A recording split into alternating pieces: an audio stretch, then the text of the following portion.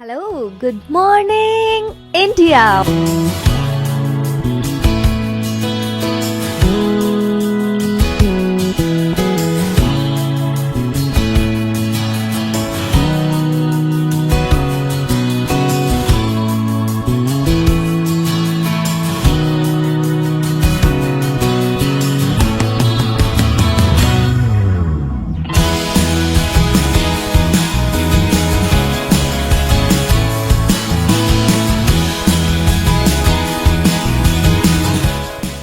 Monday to Friday.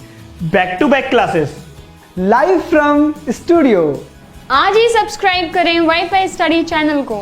Hello, good morning, India. Hello friends, welcome to WiFi study changing the way of learning India के number 1 स्टडी चैनल में दोस्तों आप सभी का बहुत बहुत स्वागत है। Now WiFi study part of Unacademy group friend, जैसा कि आप सभी लोग जानते हैं, और मैं दीपक तीर्थयानी आपको रीजनिंग सब्जेक्ट पढ़ा रहा हूं आरआरबी एनटीपीसी के लिए फ्रेंड्स। तो good morning to all of you guys, कैसे हैं आप सभी लोग? Good morning good morning good morning to all of you guys. चलिए जल्दी से आ जाइए फटाफट से, एक धमाकेदार सेशन अपन लोग स्टार्ट करने वाले क्यूब एंड डाइस, ठीक है? क्योंकि देखो बहुत इंपॉर्टेंट चैप्टर है। आपको ये मान के चलिएगा कि एनटीपीसी या रेलवे के बहुत सारे एग्जाम्स हैं जिनमें प्रीवियस में भी जो है आपका डाइस से रिलेटेड क्वेश्चन आ चुका है, लेकिन मेन इंपॉर्टेंट चीज क्यूब भी है, ठीक है? इसलिए दोनों साथ में लेकर चलेंगे हम लोग, क्यूब एंड डाइस, ठीक है? घन व पासा। तो good morning to all of you guys and warm welcome. यार एक चीज मेरे को ये समझ में नहीं आती, कुछ बच्चे हैं, ठीक है, वो लिखते हैं कि सर स्लो मोड ऑफ करिए। भाई देखो, हमारी तरफ से या किसी भी चैनल की तरफ से स्लो मोड का कोई ऑप्शन नहीं है कि आपको स्लो मोड में चैट करवाई जाए, पहली बात तो ये, ठीक है ना? तो जो भी चैट आ रही है वो आपकी जो नेट की स्पीड है उसके अकॉर्डिंग हो रही होगी, ठीक है ना? आपकी नेट की स्पीड अच्छी नहीं होगी, इसी वजह से आपको ऐसा लग रहा होगा कि ये स्लो मोड चैट हो रही है, या फिर क्या हो रहा है कि आपका जो कमेंट, जो भी आप चैट में आप कमेंट कर रहे हैं वो लेट पहुंच रहा है। तो उस चीज की कोई दिक्कत नहीं है, कोई आवश्यकता नहीं है। आप पूरा फोकस बोर्ड पे रखिए, आराम से सारी की सारी चीजें जो हैं एकदम बढ़िया धमाकेदार तरीके से क्लियर हो जाएंगी, ठीक है? सभी को वॉइस क्लियर है ना? एक बार मुझे थम्स अप करके बता देना कि सर वॉइस वगैरह एकदम क्लियर है। ओके, ठीक है, देखिए, ओके, समझ में आ गई ना ये चीज? बिल्कुल बढ़िया तरीके से, कोई दिक्कत नहीं। अब देखो इधर सबसे मेन इंपॉर्टेंट चीज, ठीक है? जल्दी से आ जाओ, फटाफट से आ जाओ, जल्दी आ जाओ सभी लोग।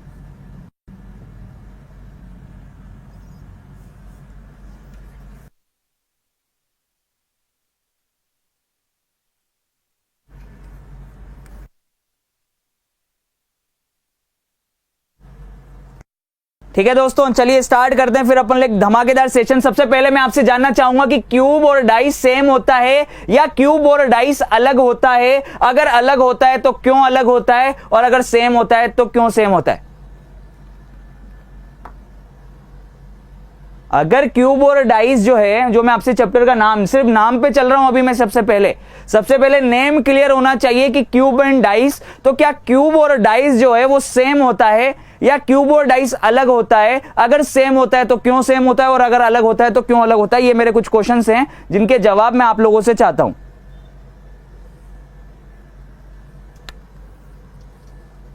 बिल्कुल न्यू चैप्टर स्टार्ट हो गया है। अच्छा, शिप्रा मैम की क्लास भी चल रही है, ओके, तो कोई बात नहीं, कोई दिक्कत नहीं है, अभी वो खत्म हो जाएगी क्लास फिर, ठीक है? चलिए कोई बात नहीं, जब तक मुझे आप इसका नाम का डिफरेंस बता दो, क्यूब एंड डाइस, ठीक है? कि क्यूब क्या होता है, डाइस क्या होता है? यहां पे ब्रजेश प्रजापति ने लिखा है सेम होता है, प्रशांत ने लिखा है डिफरेंट होता है, ठीक है? बोथ आर सेम, यहां पे रिप्लाईज मिल रहे हैं मेरे को, बोथ आर सेम, और कुछ लोग बोल रहे हैं कि डिफरेंट होता है, ठीक है? कुछ लोग बोल रहे हैं सेम होता है, कुछ लोग बोल रहे हैं डिफरेंट होता है। देखो अब ये है सबसे बड़ी इंपॉर्टेंट चीज कि हमें चैप्टर का नेम भी ढंग से अगर क्लियर नहीं है और हमें चैप्टर क्लियर है, बहुत अच्छी बात है। देखो इधर आप, सबसे पहले तो ये क्लियर होना चाहिए यार, नेम क्लियर होना चाहिए कि क्यूब और डाइस सेम होता है या क्यूब और डाइस अलग अलग होता है, घन और पासा समान होता है या अलग अलग होता है। यार अभी तो यही क्लियर नहीं है मेरे भाई। मैंने कहा ना, जिंदगी में रीजनिंग में आपके मार्क्स कटने बंद हो जाएंगे, ये मेरा दावा है, गारंटी है, ठीक है ना। जिसने प्लेलिस्ट में सारे वीडियोस एक एक करके सही से देखे हैं, ठीक है, 1 बाय 1 करके, वो जानता है कि बिल्कुल डेफिनेटली रीजनिंग में कोई नंबर कटने वाला नहीं है। इतना कॉन्फिडेंस आपको होना चाहिए। तो सबसे पहले यहीं से मैं आपको चीजों की शुरुआत करता हूं, ठीक है, ताकि सारी चीजें बहुत अच्छे से आपके पास क्लियर हो जाए। इधर लिख रहा हूं मैं क्यूब, घन, ठीक है, और इधर लिख रहा हूं मैं पासा, डाइस। पहली बात तो क्यूब डाइस नहीं होता है, याद रख लेना। क्यूब और डाइस दोनों अलग अलग चीजें हैं, और अब अलग अलग हैं तो क्यों हैं ये देखना। क्यूब जो होता है प्योर स्क्वायर से मिलके बना होता है, यानी कि अगर क्यूब को अगर आप सामने से देखोगे, फ्रंट से देखोगे, तो आपको एक स्क्वायर दिखाई देगा, ठीक है, एक वर्ग दिखाई देगा, ठीक है, सामने से देखने पर वर्ग दिखाई देगा, लेकिन किसी कोने से देखोगे तो इस तरीके से शेप दिखाई देगा, यानी कि उसकी लेंथ, उसकी विड्थ और उसकी जो हाइट होती है क्यूब की, वो सिमिलर होती है। यानी कि क्यूब प्योर वर्गों से मिलके बना होता है, ठीक है, प्योर वर्गों से बना होता है, ठीक है, स्क्वायर से मिलके बना हुआ होता है। क्लियर है? जो क्यूब होता है वो स्क्वायर से मिलके बना होता है, लेकिन जो डाइस होता है मेरे भाई, वो जो डाइस होता है, डाइस स्क्वायर से मिलके भी बना हुआ हो सकता है और रेक्टेंगल से मिलके भी बना हुआ हो सकता है। जैसे कि महाभारत का जो युद्ध हुआ था, उसके अंदर जो डाइस यूज किए गए थे, ठीक है, जो पासे यूज किए गए थे, वो आप सभी लोग जानते हो कि चौड़े वाले पासे थे। समझ में आ रहा है कि नहीं आ रहा है? यानी कि जो डाइस होता है, अपना पासा होता है, वो वर्गों और आयतों दोनों से मिलके बना हुआ हो सकता है। वर्गों से मिलके भी बना हुआ हो सकता है और आयतों से मिलकर भी बना हुआ हो सकता है। वर्गों से और आयतों से मिलकर भी बना हुआ हो सकता है, ठीक है। दूसरी इंपॉर्टेंट चीज देखना इधर, कि जो आपका क्यूब होता है उसके किसी भी फेस पर कोई नंबर नहीं होता, जबकि डाइस को डाइस कहते ही इसीलिए हैं क्योंकि कोने से देखने पर इसके 3 नंबर दिखाई देते हैं आपको, ठीक है। या फिर यह भी हो सकता है कि इसकी 6 की 6 फलकों पर अंक अंकित होता है। मेन इंपॉर्टेंट चीज समझ में आ रहा है कि नहीं आ रहा? बहुत सारी चीजें क्लियर होंगी, जो भ्रम है ना आपके वो सारे टूटेंगे मेरे भाई। बस आप लोगों से इतनी सी गुजारिश है कि चीजों को समझना स्टार्ट करो, ठीक है। यहां पर इसमें और क्या रूल बन गया कि रूल यह बन गया कि इस पर नंबर नहीं होते, नंबर नहीं होते फलकों पर फेसेस पर नंबर नहीं होते, इसमें फलकों पर नंबर होते हैं।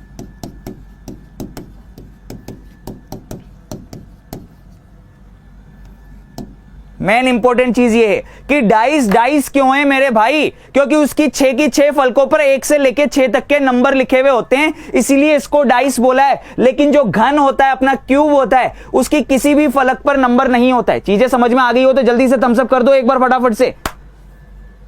फटाफट से जल्दी से थम्स अप कर दो कि हां सर सारी चीजें क्लियर हो गई है, डिफरेंस पता लग गया कि क्यूब क्यों होता है, डाइस क्या होता है, ठीक है। पहली बात तो ये सिर्फ और सिर्फ प्योर स्क्वायर से मिलके बना होता है, इस पर नंबर नहीं होते हैं। ये स्क्वायर या फिर रेक्टेंगल से मिलके भी बना हुआ हो सकता है, ठीक है, और इसकी जो फेसेस हैं उस पर नंबर होते हैं। Once again good morning and warm welcome. Shubham Rai, statement, assumption, argument, logical reasoning के जितने भी टॉपिक्स हैं वो सारे कवर कराए जाएंगे। मैंने ये कहा क्या कि मैं नहीं कराऊंगा? तो अभी जो टॉपिक चल रहा है फिर आप उस पर फोकस करिए ना, वो ज्यादा बेटर है, ठीक है। ओके, सबको समझ में आ गया है कि क्या होता है डिफरेंस? बहुत अच्छी बात है, बहुत बढ़िया बात है। चले अब आगे, थम्स अप कर दिया यहां पे सभी लोगों ने। अब मेन इंपॉर्टेंट चीज अपन सबसे पहले चैप्टर के अंदर पढ़ने वाले हैं डाइस। क्या पढ़ने वाले हैं? डाइस, पासा। पासा 2 तरीके का होता है, ये आप सभी लोग जानते हो, ठीक है। एक तो होता है स्टैंडर्ड डाइस, जिनको इस बात का गुरूर और कॉन्फिडेंस है ना कि हमें डाइस बहुत अच्छे से आता है, मेरे भाई सेशन सिर्फ एंड तक देखना, ठीक है।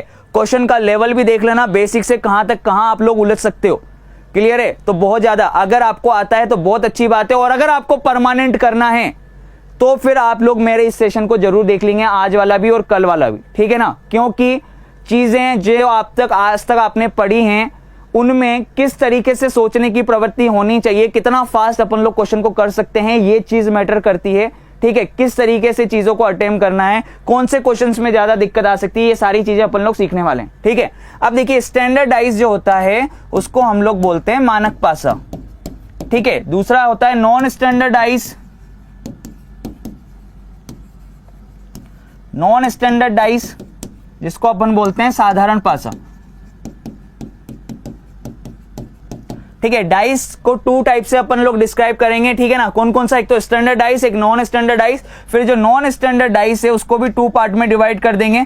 कौन कौन सा हो जाएगा, एक तो हो जाएगा क्लोज्ड डाइस, एक तो हम पढ़ेंगे क्लोज्ड डाइस और एक हम पढ़ेंगे ओपन डाइस। क्लोज्ड डाइस का मतलब है बंद पासा और ओपन डाइस का मतलब है खुला पासा।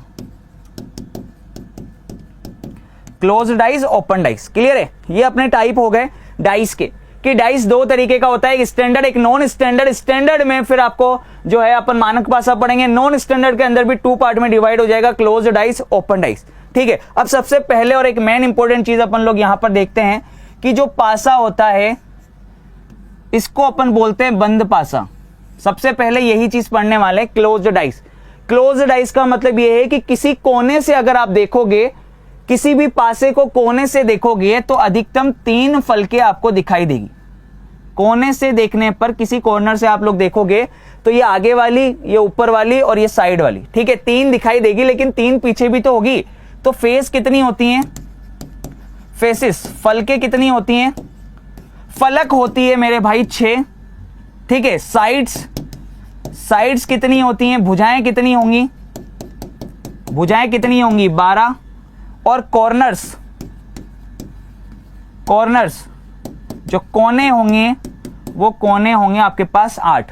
ठीक है, तो 6 फलके होंगी, 6 फेस होंगी, साइड्स होंगी टोटल मिला के 12, 4 ऊपर 4 नीचे और 4 बीच में, 12 साइड्स हो जाएगी। और कॉर्नर्स जो हैं आपके पास में, कॉर्नर्स कितने होंगे, कॉर्नर्स होंगे आपके पास में 8। ठीक है, तो ये सारी की सारी जो चीजें हैं आपको ध्यान में रखनी है। अब यहां पर देखिएगा, मेन इंपॉर्टेंट चीज यहां पर समझिएगा। अब आप ये चीजें जो हैं, अब सबसे पहले अपन लोग पढ़ने वाले हैं मानक पासा, स्टैंडर्डाइज।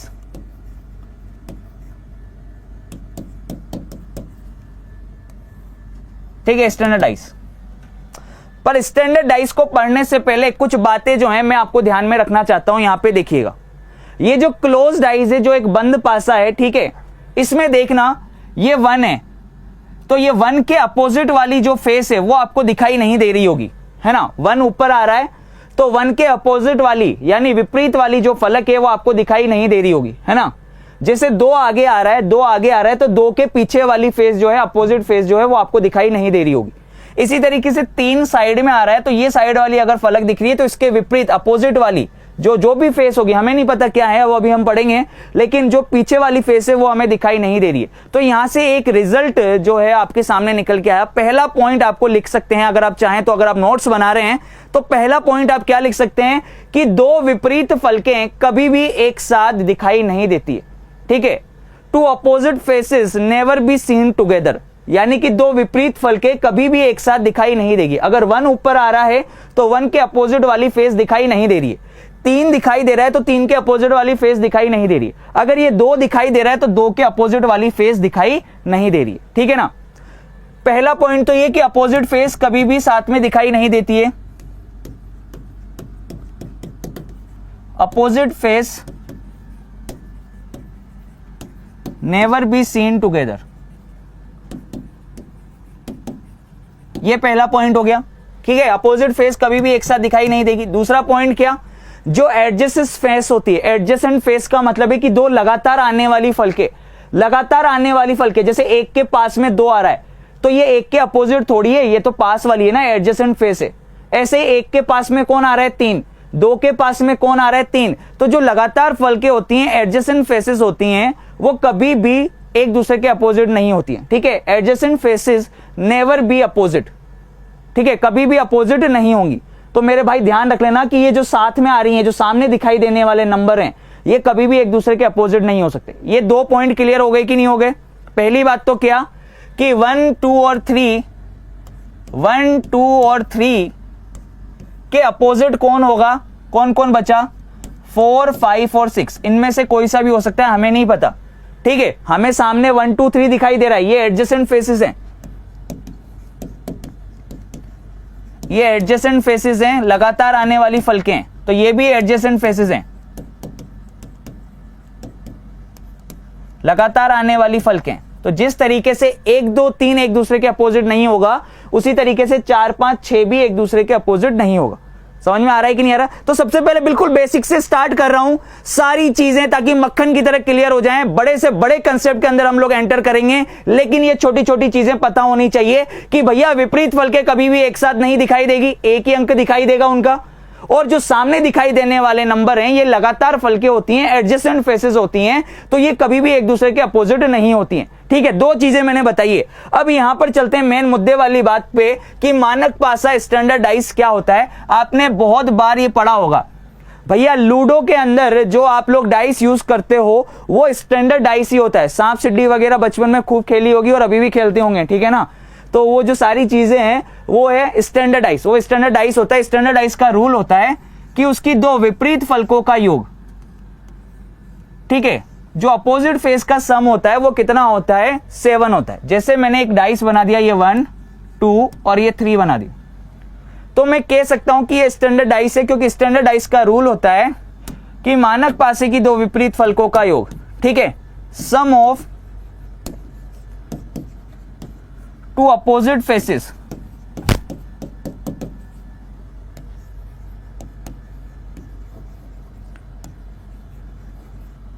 Always be 7। ठीक है, 2 विपरीत फलकों का योग हमेशा कितना होगा? 7।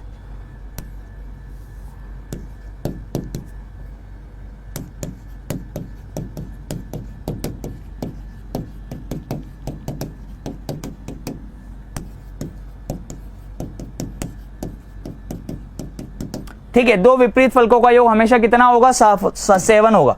अब यहां पर देखिएगा ऊपर 1 दिखाई दे रहा है, ऊपर 1 दिखाई दे रहा है, तो आप देखिए अपोजिट फेस क्या बनेगी यहां पे? हमें पता है कि 2 विपरीत फलकों का योग 7 होगा, तो 1 के विपरीत डेफिनेटली कौन सी होगी? ठीक है,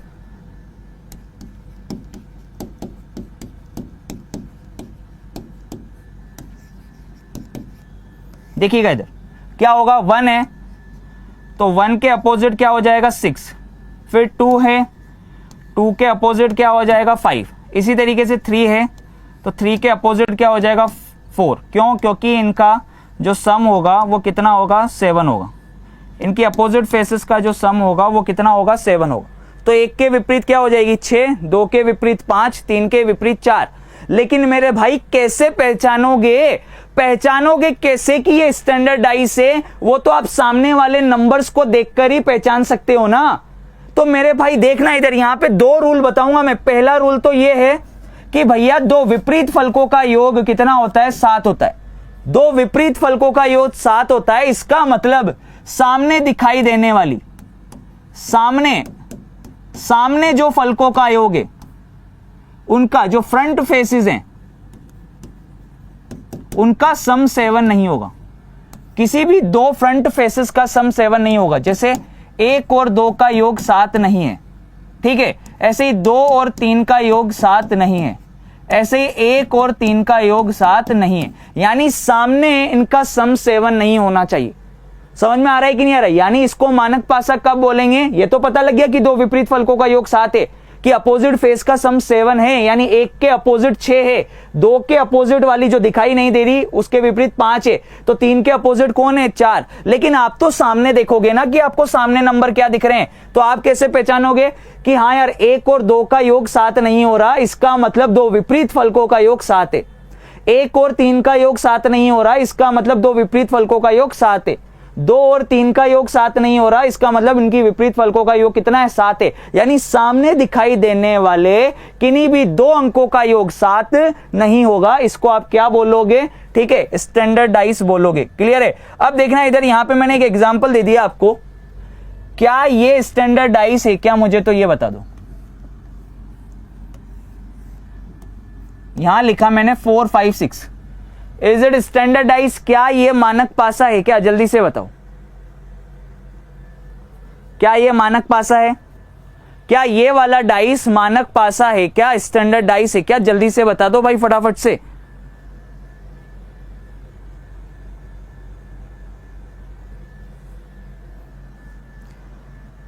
यहां पे शशि शेखर आजाद पिंकी को बोल रहे हैं आई लव यू। मेरे भाई शशि पढ़ ले, पिंकी जॉब भी ले जाएगी और छोड़ के भी चली जाएगी, कुछ नहीं रखा इनमें, सही नहीं है? पढ़ाई कर ले अच्छे से, बाद में करता रहियो लव यू लव यू।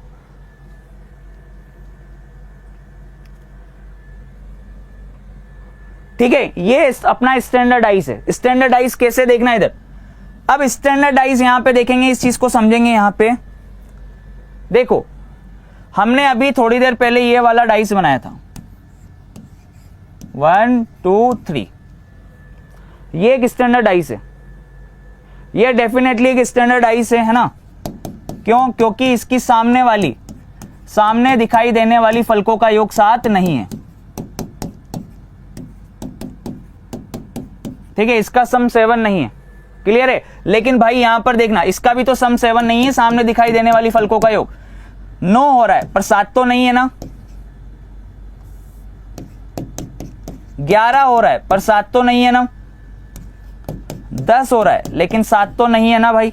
ठीक है ना, समझ में आ रहा है? जैसे यहां पर 1 2 3 है, अब यहां पर मैंने ले लिया 4 5 6। ठीक है, तो सामने दिखाई देने वाली फलकों का योग 7 नहीं है, इसका मतलब विपरीत फलकों का योग, सामने दिखाई देने वाली फलकों का योग 7 नहीं है, इसका मतलब विपरीत फलकों का योग जो होगा, विपरीत फलकों का योग कितना होगा? 7 होगा। ठीक है, यानी कि 4 के अपोजिट अगर मैं बोलूंगा तो क्या आएगी? 3। 5 के अपोजिट बोलूंगा तो क्या आएगा? 2। ऐसे 6 के अपोजिट बोलूंगा तो क्या आएगा? 1। ठीक है, फ्रंट में सामने अगर 7 नहीं है, सामने 7 नहीं है, तो भैया इसका मतलब अपोजिट फेस पे सम कितना होगा? 7 होगा। ये चीज बहुत अच्छे से क्लियर हो गई होगी, उम्मीद करता हूं। फटाफट से थम्स अप करके बोल दो, सही है कि नहीं है? बढ़िया तरीके से समझ में आ गया। चलो, शशि को भी समझ में आ गया। अब यहां पर देखना इधर, अब यहां पे मैं ले रहा हूं स्टैंडर्ड के बाद, अब मैं ले रहा हूं non standard. Non standard dice, ठीक है, साधारण पासा। अब भैया साधारण पासा देखना क्या होता है। साधारण पासा यानी कि आपको फ्रंट में ही दो फेस का सम कितना दिख जाएगा? 7। जैसे 1 लिखा हुआ है, 6 लिखा हुआ है, यहां पे 5 लिखा हुआ है, ये लिखा हुआ है। ठीक है, तो ये क्या है? ये एक नॉन स्टैंडर्ड डाइस है, ये एक साधारण पासा है। क्यों साधारण पासा है? क्योंकि अब यहां पर सामने ही 7 दिख गया यार। 1 और 6 का सम यहीं पे फ्रंट में ही, फ्रंट में देखोगे आप तो फ्रंट में अगर 2 नंबर का सम 7 नहीं है तो वो स्टैंडर्ड डाइस है। और अगर फ्रंट में 2 नंबर का सम आपका 7 हो गया, 2 नंबर का सम ही कितना हो गया? 7 हो गया यार। यहां पे फ्रंट में दिखाई देने वाले जो 2 नंबर हैं इनका सम 7 हो गया। इसका मतलब ये कौन सा डाइस है? ये नॉन स्टैंडर्ड डाइस है, नॉन स्टैंडर्ड डाइस है। समझ में आ रहा है कि नहीं आ रहा? अब मेरा क्वेश्चन आपसे ये है कि देखिएगा इधर, अगर क्वेश्चन मैंने ये दिया आपको, क्वेश्चन अगर मैंने ये बनाकर दिया है, एक सिंगल डाइस दिया और मैं बोल रहा हूं कि 1 के अपोजिट क्या है? 1 के अपोजिट क्या है? ठीक है, इसके अंदर अगर मैंने पूछा है, यहां पे मैंने ऑप्शन दे दिया 2, बी ऑप्शन दे दिया 3, सी ऑप्शन दे दिया 4 और डी ऑप्शन दे दिया मैंने आपको 6। तो यहां पर तो आप फाइंड कर ही लोगे ना भाई फटाफट से।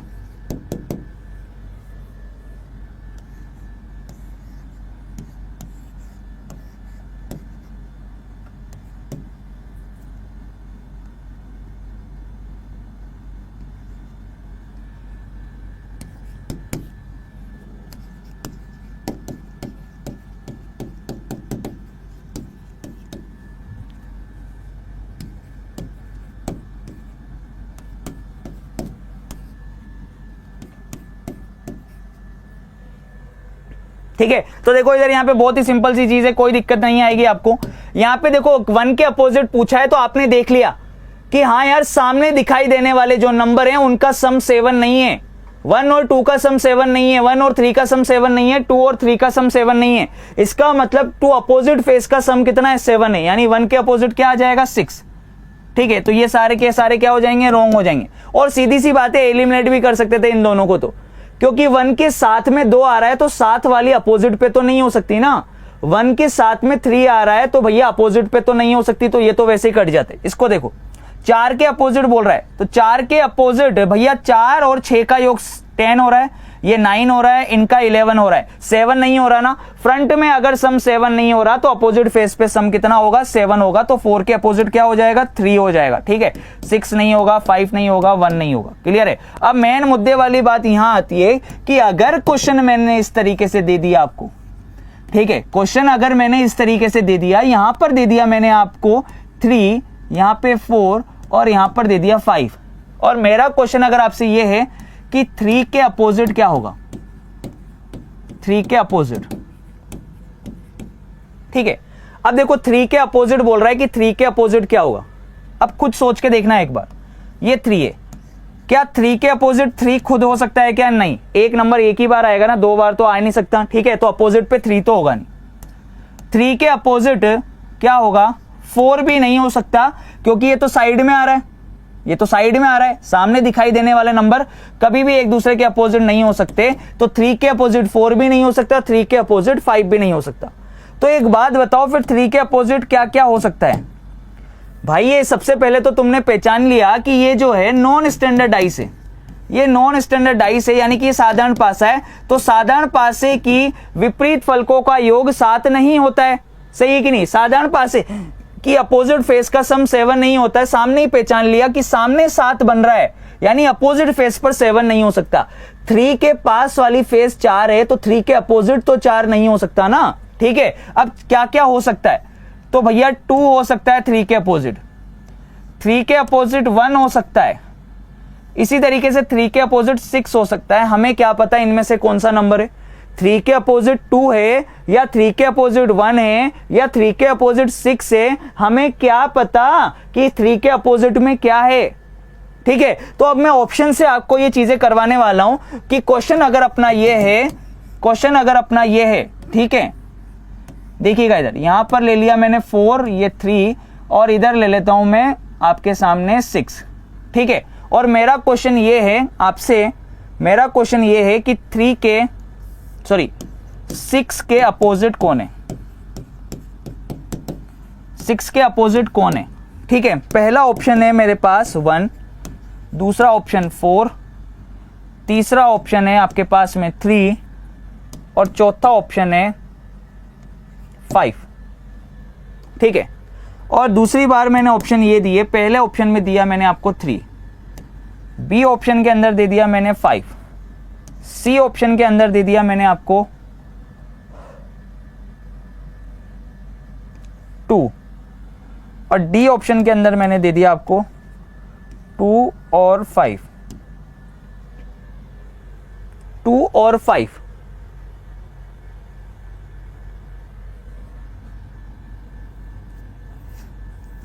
ठीक है,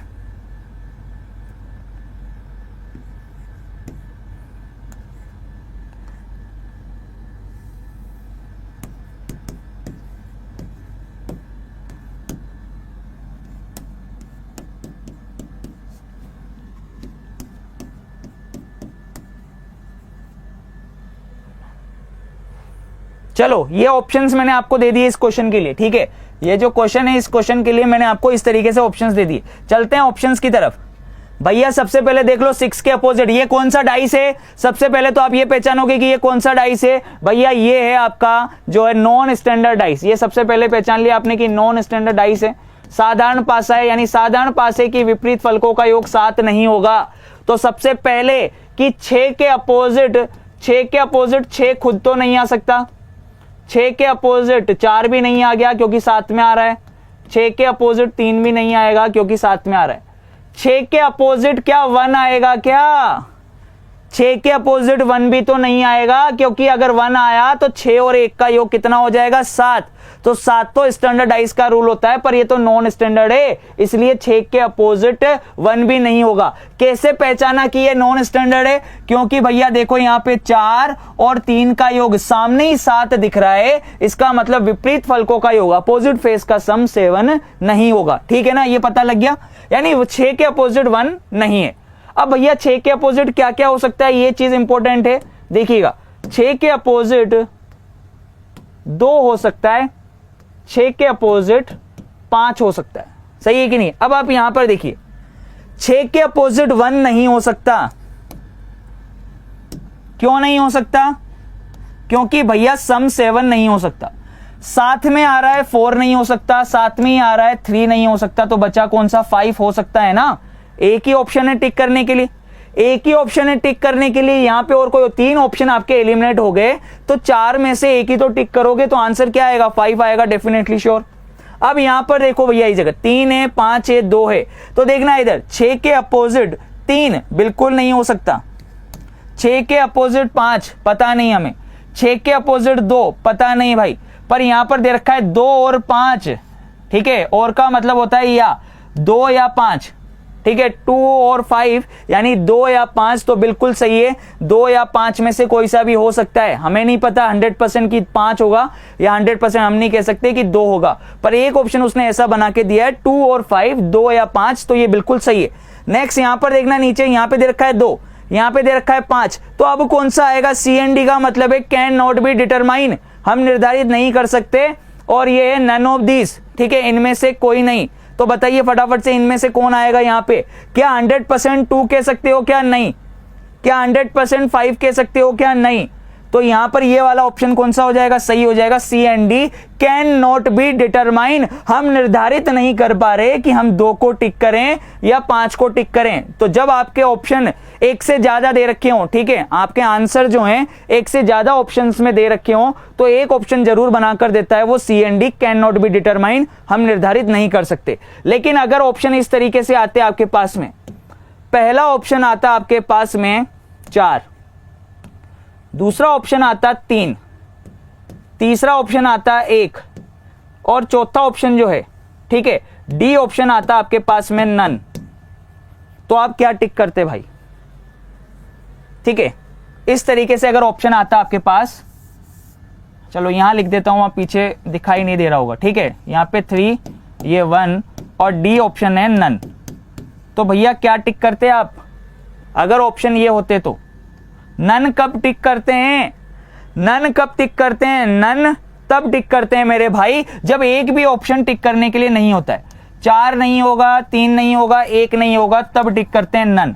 अभी टिक करेंगे सी एंड डी, क्योंकि एक से ज्यादा ऑप्शन टिक करने के लिए थे हमारे पास, इसलिए हमने सी एंड डी टिक किया, ठीक है, यहां पे आएगा नन। क्लियर है कि नहीं है? जल्दी से बता दो, फटाफट से थम्स अप करके बोल दो कि हाँ यार सारी चीजें क्लियर हो गई है, यहां तक बिल्कुल बेसिक एकदम जबरदस्त तरीके से समझ में आ गया है। अब दोस्तों मेन इंपॉर्टेंट चीज ये है कि आपको पता होना चाहिए कि एग्जामिनर क्वेश्चन कैसे बनाएगा, कहां से बनाएगा, ठीक है, एग्जामिनर जो है वो किस किस तरीके के क्वेश्चन बनाएगा। देखना इधर, पहला क्वेश्चन वो बनाएगा व्हेन 1 डाइस,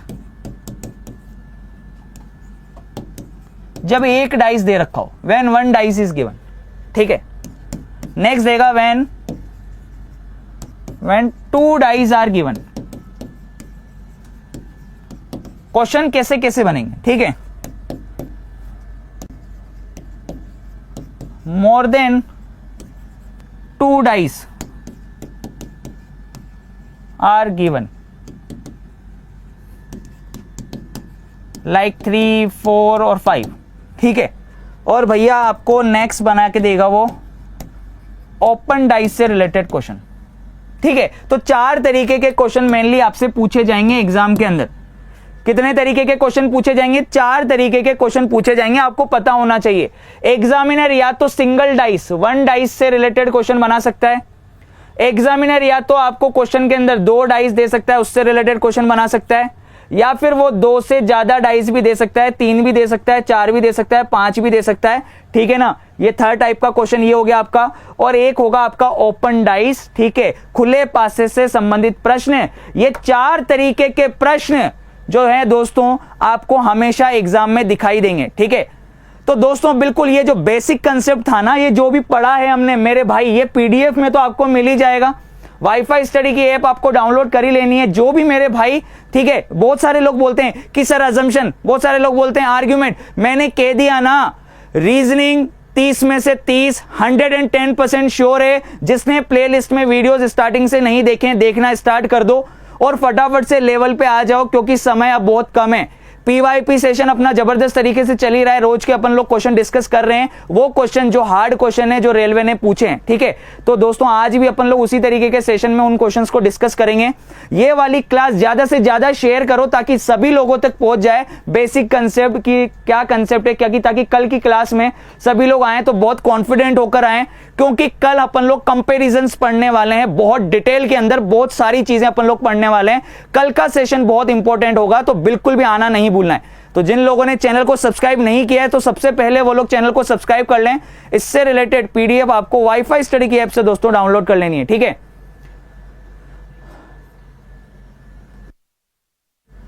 और दोस्तों 2.0 जो अपना वाईफाई स्टडी 2.0 अपना चैनल है, उस पर दिल्ली पुलिस और हरियाणा पुलिस की क्लासेस चल रही हैं, क्योंकि आपको पता है कि 6400 पोस्ट हरियाणा पुलिस की एसआई और सीआई के लिए आ चुकी हैं। इसके अलावा आपको पता है कि 1100 पोस्ट कैनाल के लिए आ चुकी है, कैनाल पटवारी के लिए हरियाणा में, और साथ ही साथ दोस्तों 4548 पोस्टें क्लर्क की आ चुकी है हरियाणा के लिए। तो अपनी जो क्लास होती है हरियाणा पुलिस की, वो उस पर चल रही है। 12 बजे क्लास होती है रीजनिंग की, वाईफाई स्टडी 2.0 एग्जाम पर। उसमें मैं 1000 क्वेश्चन की टेस्ट सीरीज, 1000 क्वेश्चन की सीरीज करवा रहा हूं। तो रोज के 25-30 क्वेश्चन वहां पे भी होते हैं, आप वहां पे भी ज्वाइन कर सकते हैं। चैनल को सब्सक्राइब जरूर करिएगा, ठीक है ना फ्रेंड्स। अभी मिलते हैं अपन पीवाईपी सेशन के अंदर, जबरदस्त।